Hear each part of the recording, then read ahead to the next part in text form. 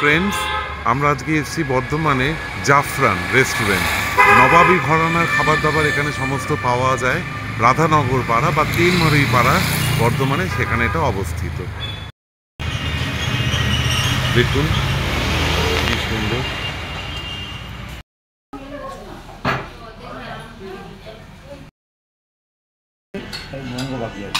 The baby corn as starter. Yes, at last the food. এই যে তন্দুরি রুটি, এই হচ্ছে মিক্সড ভেজ, এই হচ্ছে চিকেন, এই হচ্ছে চাউমিন, আর এটা হচ্ছে স্পেশাল দীপালিদির বানানো পায়েস। আমরা সবাই ওয়েট করছিলাম খুব ইগারলি। এই হচ্ছে রাজা, আমাদের মনিদা,